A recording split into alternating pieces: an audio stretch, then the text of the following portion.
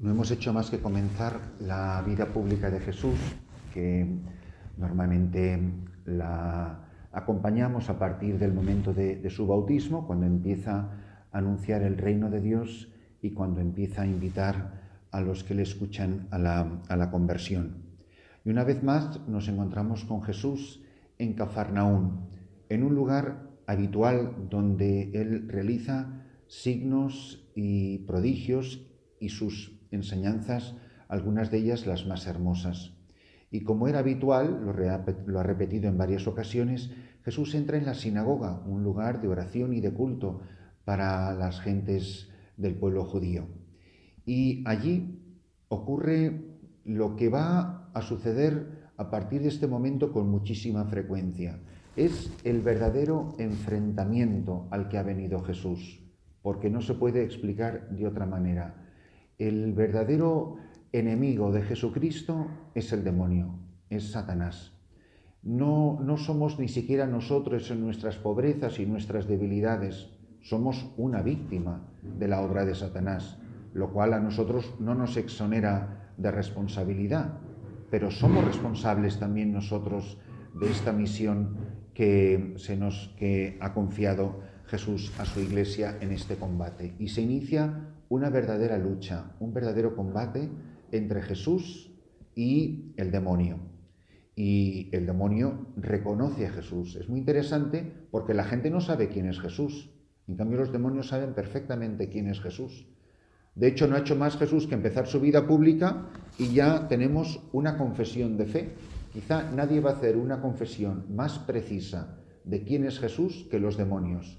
Porque mientras tanto la gente va diciendo rabí, maestro, un maestro nuevo aparecido. No tienen una idea muy clara. Tan es así que mucho más adelante va a preguntar Jesús, ¿quién decís vosotros que soy yo? Jesús no le tiene que preguntar a los demonios, ¿quién decís vosotros que soy yo? Porque saben perfectamente quién es, le reconocen.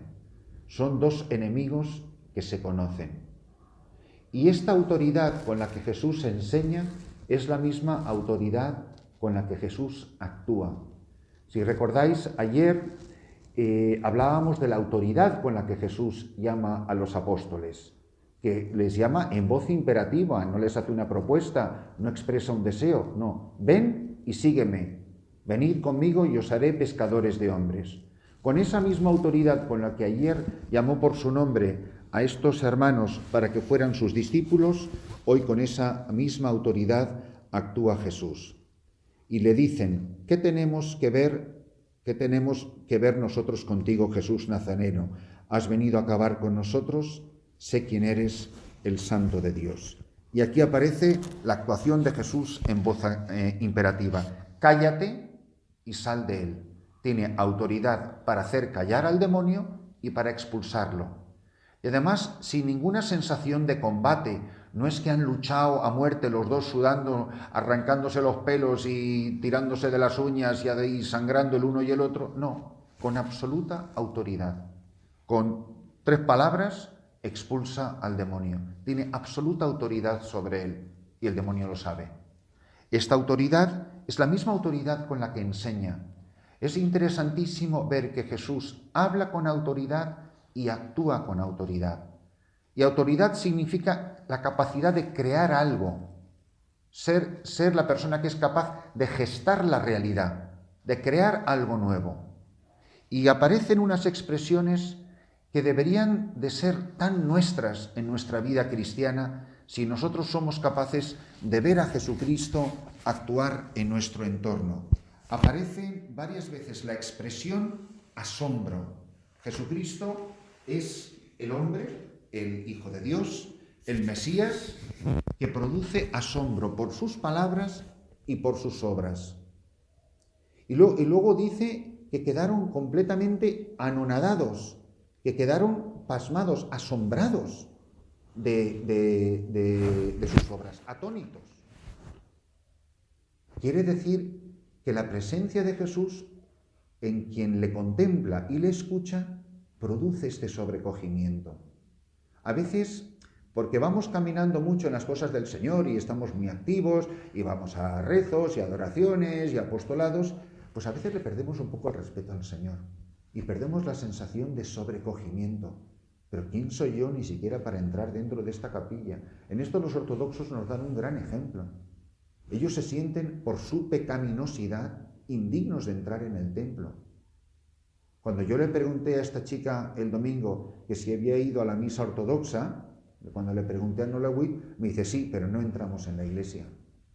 Estuvo toda la mañana en la liturgia, pero con sensación de indignidad. ¿Quién soy yo para entrar en la presencia del Santo de los Santos?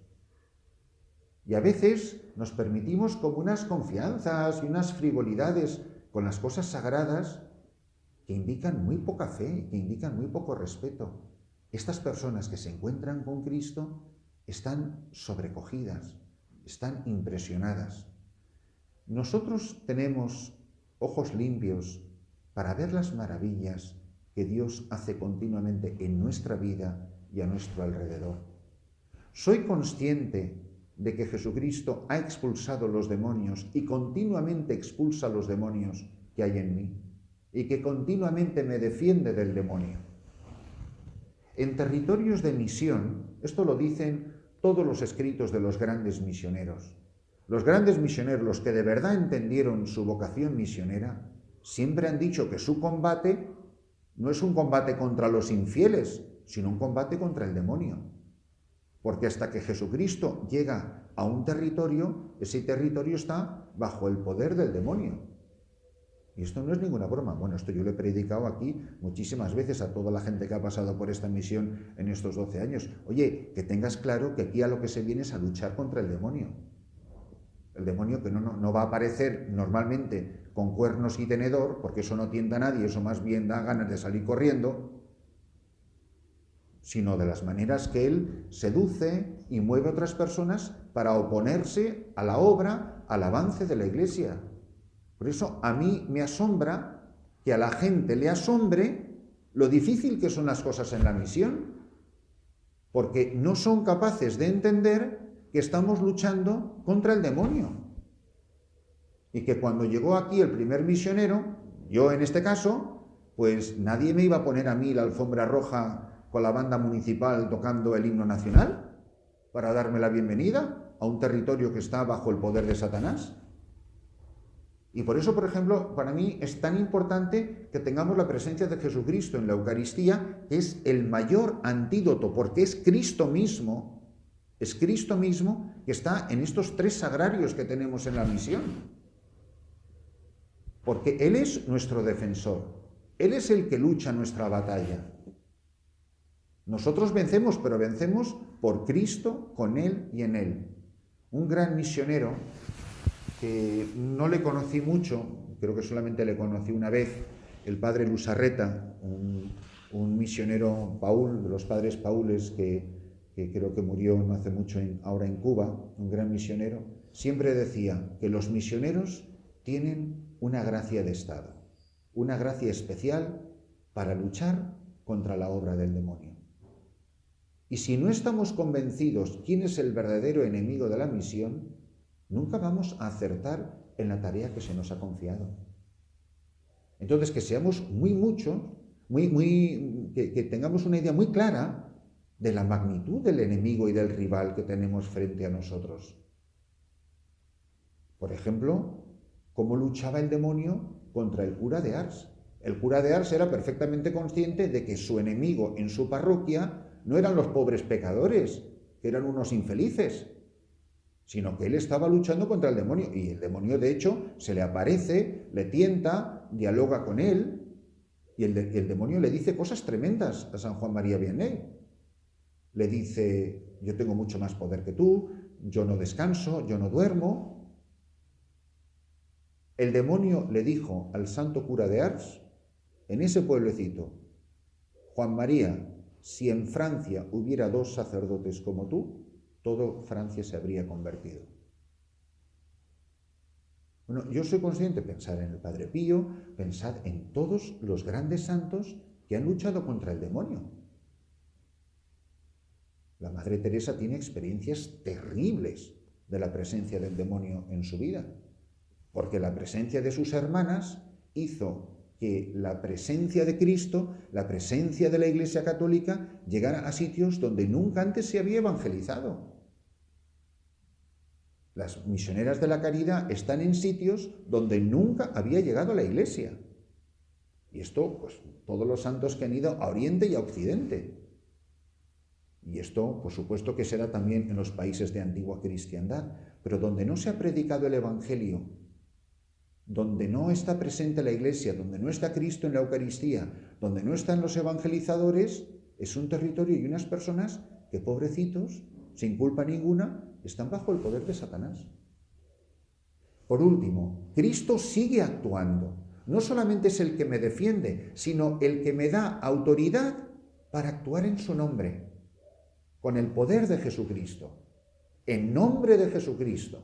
Así lo harán los apóstoles. Cállate y sal de él. Cristo lo hace en su propio nombre, porque Él es el Hijo de Dios. Pero nosotros actuamos en nombre de Cristo. O de otra manera, Cristo actúa en nosotros. Pues con estos niños que vienen, cuando estas mujeres vienen aquí, es muy fácil decir, es que son tan débiles, están bajo los vicios, o es que las pobrecitas pues no han tenido muy... Esas son explicaciones naturales que tendrán algo de verdad. Lo que están es bajo el dominio de Satanás. No se trata de decir que están posesas, como una posesión diabólica, necesariamente, a lo mejor habrá algún caso, pero que están bajo el influjo de Satanás y que estamos luchando a brazo partido para arrancarlas del dominio de Satanás a estas mujeres que están aquí. Primero, que no esté yo bajo el dominio de Satanás, que es la esclavitud mía del pecado, y de mis vicios, y de mis egoísmos, y de mis soberbias. Pero después, y cuando tú te recobres, le dice a Simón Pedro, confirma a tus hermanos. Cuando tú estés limpio o sano del poder de Satanás, entonces ve a ayudar a tus hermanos.